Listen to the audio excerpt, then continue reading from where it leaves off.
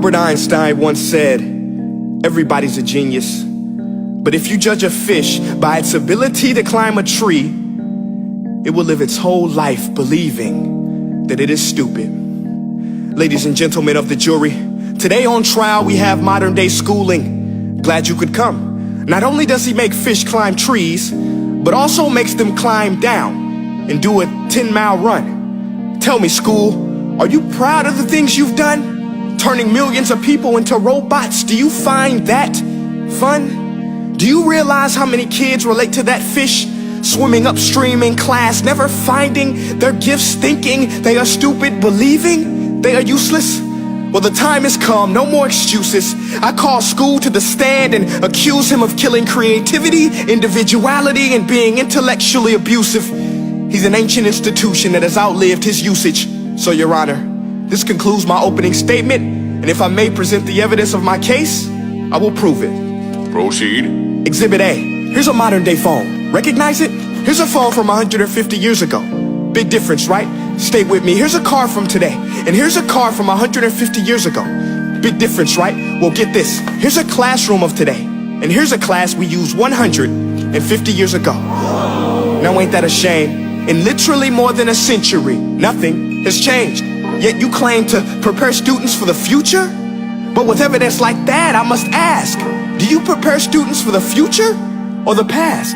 I did a background check on you and let the record show that you were made to train people to work in factories, which explains why you put students in straight rows, nice and neat, tell them sit still, raise your hand if you want to speak, give them a short break to eat, and for 8 hours a day, tell them what to think.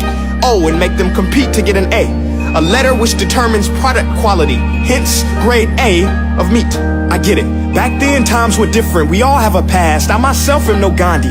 But today, we don't need to make robot zombies. The world has progressed. And now we need people who think creatively, innovatively, critically, independently, with the ability to connect. See, every scientist will tell you that no two brains are the same. And every parent with 2 or more children will confirm that claim.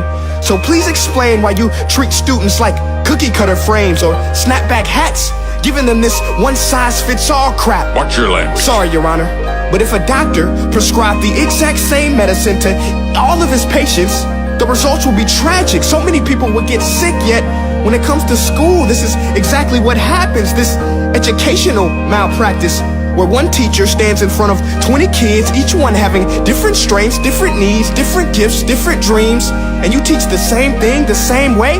That's horrific. Ladies and gentlemen, the defendant should not be acquitted. This may be one of the worst criminal offenses ever to be committed. And let's mention the way you treat your employees. Objection. Overruled. I want to hear this. It's a shame. I mean, teachers have the most important job on the planet, yet they're underpaid? No wonder so many students are short-changed. Let's be honest, teachers should earn just as much as doctors, because a doctor can do heart surgery and save the life of a kid, but a great teacher can reach the heart of that kid and allow him to truly live. See, teachers are heroes that often get blamed, but they're not the problem. They work in a system without many options or rights. Curriculums are created by policymakers, most of which have never taught a day in their life. Just obsessed with standardized tests. They think bubbling in a multiple choice question will determine success. That's outlandish. In fact, these tests are too cruel to be used and should be abandoned, but don't take my word for it. Take Frederick J. Kelly, the man who invented standardized testing, who said, and I quote, "These tests are too cruel to be used and should be abandoned." Ladies and gentlemen of the jury, if we continue down this road, the results will be lethal. I don't have much faith in school, but I do have faith in people. And if we can customize healthcare, cars, and Facebook pages, then it is our duty to do the same for education, to upgrade it, change it, do away with school spirit, because that's useless. Unless we're working to bring the spirit out of each and every student, that should be our task. No more Common Core. Instead, let's reach the core of every heart in every class. Sure, math is important, but no more than art or dance. Let's give every gift an equal chance. I know this sounds like a dream, but countries like Finland are doing impressive things. They have shorter school days, teachers make a decent wage, homework is non-existent, and they focus on collaboration instead of competition. But here's the kicker, boys and girls. Their educational system outperforms every other country in the world. Other places like Singapore are succeeding rapidly. Schools like Montessori, programs like Khan Academy. There is no single solution, but let's get moving. Because while students may be 20% of our population, they are 100% of our future. So let's attend to their dreams, and there's no telling what we can achieve. This is a world in which I believe, a world where fish are no longer forced to climb trees. I rest my case.